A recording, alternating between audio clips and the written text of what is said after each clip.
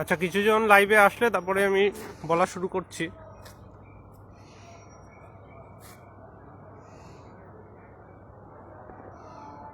আজকে অনেকের ইন্টারভিউ রয়েছে।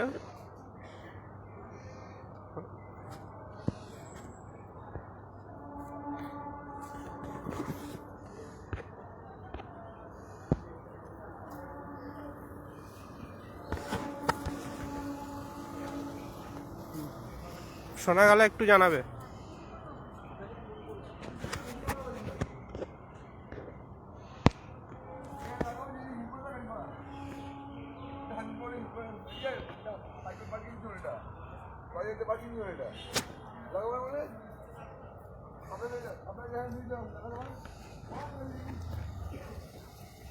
লাইভে কিছুজন আসলে তারপরে নো কানেকশন দেখাচ্ছে।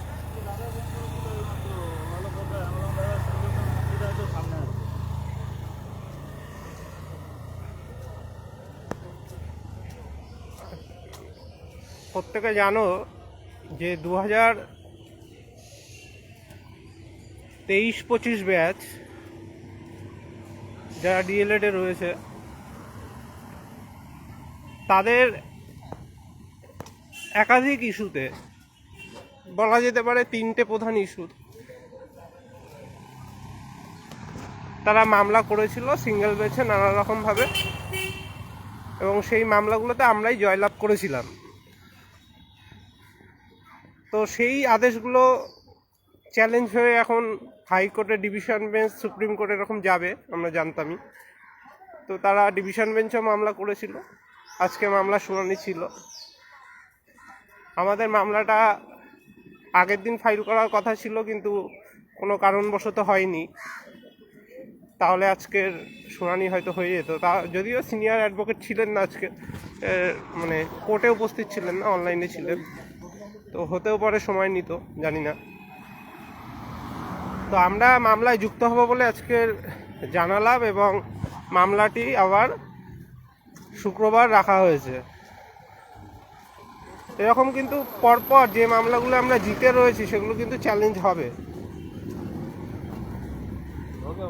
কিছু কিছু মামলা আমাদের ঢুকতে হবে, যেগুলোই আমরা অলরেডি পার্টি ছিলাম সিঙ্গেল বেঞ্চে সেগুলোই আমরা আগে থেকে জানতে পারবই। কিন্তু যেগুলো ওরা চালাকি করে একই রকম মামলার যে আদেশগুলো পেয়েছিল সেগুলো চ্যালেঞ্জ করে ডিভিশনে এসেছিলো আমাদের বাইপাস করার জন্য, কিন্তু তাতেও আমরা পার্টি হচ্ছি।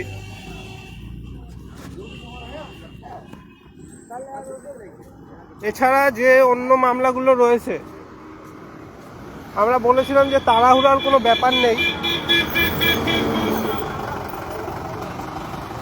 যে মিথ্যা তথ্য দিয়ে যে ব্যাচগুলোর প্রার্থীরা রয়েছে পাশ করে বসে আছে, বিশেষ করে 22 স্টেট পাস, 23 স্টেট পাশে 23-25 ব্যাচ মিথ্যা তথ্য দিয়ে বসেছিল। আমরা মামলা করেছি এবং তারা পরাজিত হয়েছে এবং তারা সার্টিফিকেট আর পাবে না। এবার 22 স্টেটেও এরকম বেশ কয়েকটা ব্যাচের প্রার্থীরা আছে। আমি ডিটেলসে বলছি না খোলাখুলিভাবে, কারণ মামলায় সমস্যা হবে বলে। আমি গ্রাউন্ড, যুক্তি এবং পরিষ্কারভাবে এটা বলছি না। তো সেগুলো নিয়েও আমরা তো অনেক দিন ধরেই আলোচনা করছি এবং পদক্ষেপ নিয়েছি, সেগুলো নিয়েও কাজ চলছে, অন্যরাও রয়েছে, সেটা সময় মতো হবে। মিথ্যা তথ্য দিয়ে অনেকে আছে। হ্যাঁ, আর ইন্টারভিউর ওখানে যারা যাচ্ছেন, আগের দিন কোর্টে কাজ সেরে ওখানে গিয়েছিলাম, দেখলাম অনেকেই এসছিল, আমাদের টেট উত্তীর্ণ প্রার্থীরা অনেকেই যাচ্ছে। তো তারা একটু জানিয়ে দিলে ভালো হয়, তারা এক্সপিরিয়েন্স শেয়ার না করুক, অন্তত নজর রাখুক, এবং বিশেষ করে যে প্রশ্নগুলো করা দরকার সেগুলো কেউ করছে না। সব দেখছি কি ইন্টারভিউতে কি ধরেছে এইসব নিয়েই ব্যস্ত রয়েছে। তাদেরকে থেকে জানার চেষ্টা করুন তারা কাউকে দেখলো কি না, ভেরিফিকেশনে বাদ যাচ্ছে কোনো একটা ইস্যুতে, সেইগুলো তারা দেখলো কি না, কারণ তারা তো ভিতরে থাকছে। এই প্রশ্নগুলো কেউ কিন্তু করছে না। যারা ওখানে যাচ্ছেন পর্ষদের সামনে, তারা ক্যান্ডিডেটদের এইটা জিজ্ঞাসা করুন। অনেক নতুন ক্যান্ডিডেট আছে যারা কোনোদিন এই আন্দোলনে যুক্ত ছিলেনই না, ঠিক আছে? তো তাদেরকে একটু জিজ্ঞাসা করুন যে আপনি আজকে যে গেলেন আপনার আশেপাশের কারোর কোনো বিষয়ে ইস্যুতে বাদ গেছে বা কিছু হয়েছে কিনা, এই তথ্যগুলো জানার চেষ্টা করুন। সবাই শুধু যাচ্ছে প্রিপারেশন নেওয়ার জন্য, আর কিছুজন আছে ফলোয়ার বাড়ানোর জন্য ভিডিও ছাড়ছে, একই ভিডিও চারদিক দিয়ে নিয়ে এই করে যাচ্ছে। মামলাগুলো একটু নজর রাখুন, কোন ব্যাচ, কোন ট্রেনিং ব্যাচ রয়েছে, কোন টেট উত্তীর্ণ। আজ পর্যন্ত দেখলাম না কেউ এই প্রশ্নগুলো করলো যেগুলো মামলার বিষয়ে কাজে লাগতে পারে। ক্যান্ডিডেটদের আগে জিজ্ঞাসা করুন সে কোন টেট পাস, সে কোন ডিএলএড ব্যাচ, সে বিএড দিয়ে পাস করেছিল কিনা, ডিএড দিয়ে পাস করেছিল কিনা। ঠিক আছে, এই বিষয়গুলো একটু জিজ্ঞাসা করুন। তার কোনো যে এক্সট্রা কারিকুলামের যে বিষয়গুলো রয়েছে সেগুলো ছিল কিনা, কোনো কিছুতে নাম্বার দিচ্ছে কিনা বা কিছু বাদ দিচ্ছে কিনা, এগুলো কিছু দেখতে পেলো কিনা, এই বিষয়গুলো কাউকে জিজ্ঞাসা করতে দেখি না যারা ওখানে যায়। এগুলো কিন্তু দরকার। শুধু ওই কি প্রশ্ন করলো সেটুকু জিজ্ঞাসা করছে, আর সব কিছুজন আছে ওগুলো পেয়ে একই ভিডিও সবাই দেখি চারিদিকে ছড়িয়ে বেড়াচ্ছে, ফলোয়ার বাড়াচ্ছে।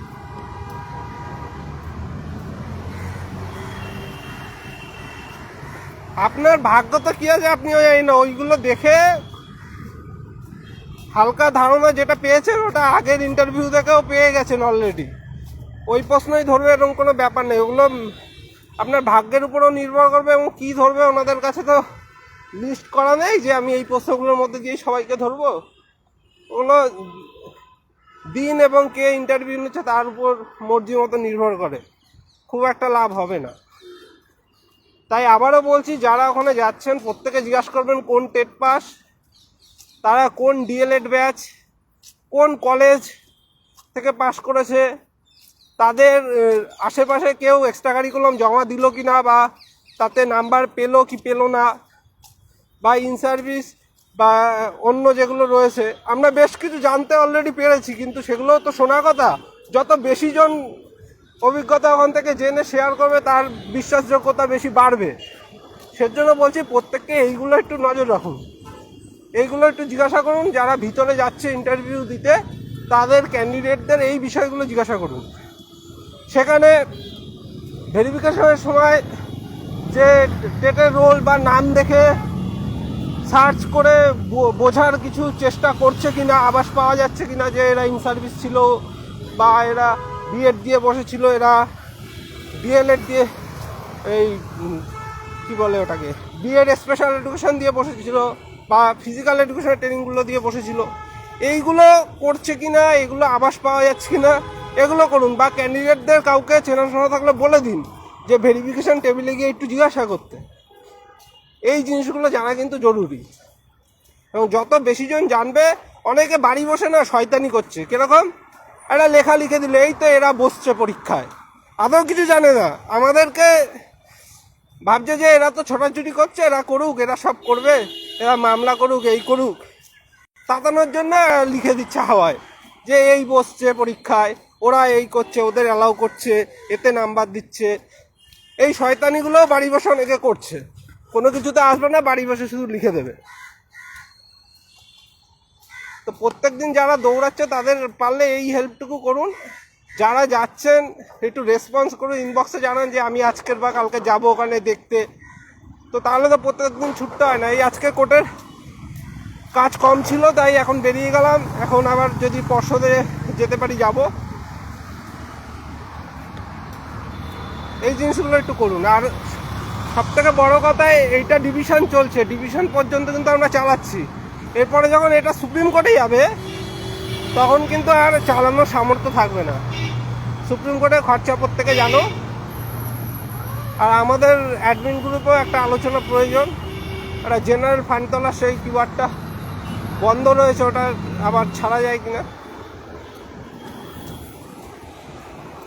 তো এই বিষয়গুলো করুন।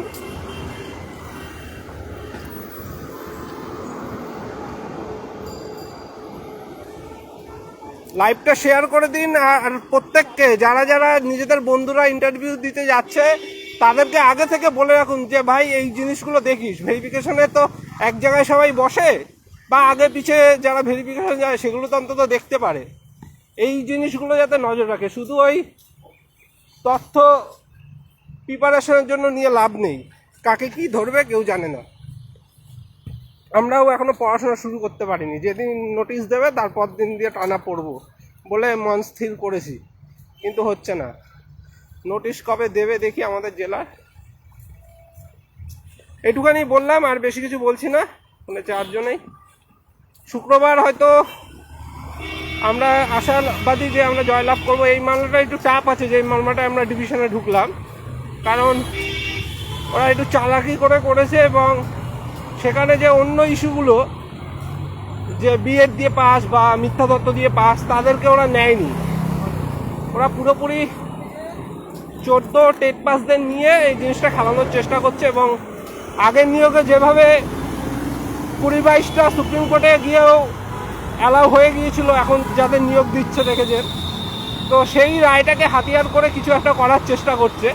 কিন্তু সেটার পরিস্থিতি আর এখনের পরিস্থিতি যে আলাদা, এই বিষয়গুলো আমরা জোরালোভাবে তুলে ধরবো। তারাও নানান রকম যুক্তি দেবে ঠিকই, কারণ সুপ্রিম কোর্টের ওই রায়টা একটু ব্যতিক্রম ছিল এবং ওই রায়টা 142 ইউজ করেছিল।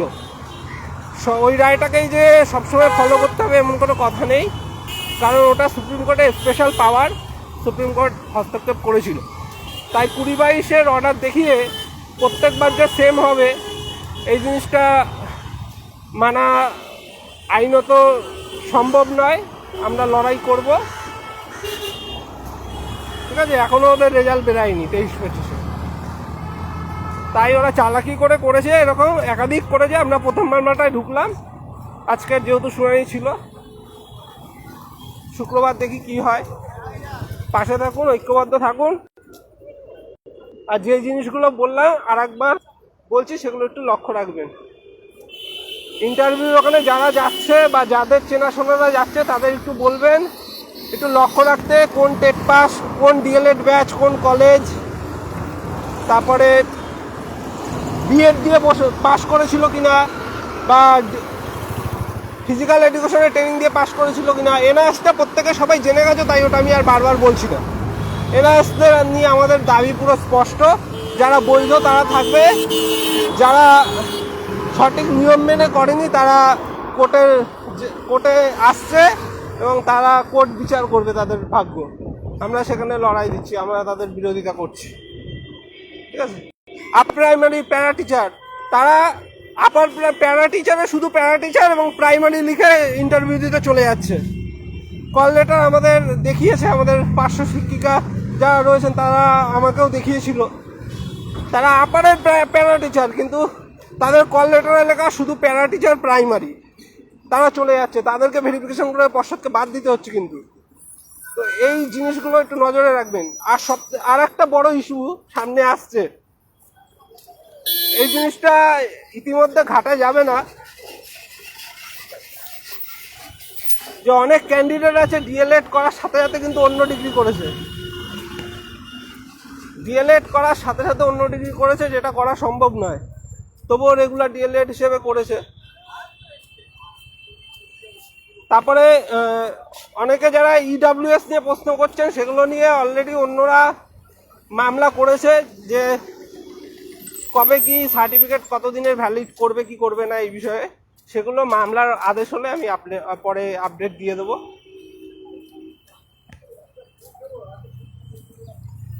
আর বইটই যারা পরে শুনে বিতর্কগুলো হওয়ার পর বের করেছেন, তারা নিজেরা গিয়েই বুঝতে পারবেন নাম্বার দিচ্ছে কি দিচ্ছে না। সেগুলো একটু জেনে নেবেন, কারণ আমরা দাবি স্পষ্ট, নিয়মে বই নেই, ওইসব জার্নাল নেই, নাম্বার দেওয়া যাবে না। আর থার্ড পার্টি সংস্থার কোনো নাম্বার দেওয়া যাবে না। সরকারি সংস্থা হলে এবং সেটা স্টেট লেভেলের কোনো প্রতিযোগিতা হলে তবেই। এমন কিছু না যেখানে সবাই পার্টিসিপেট করছে, সেটা পর্ষদের উপর নির্ভর করছে। এটুকুনি বলে রাখছি।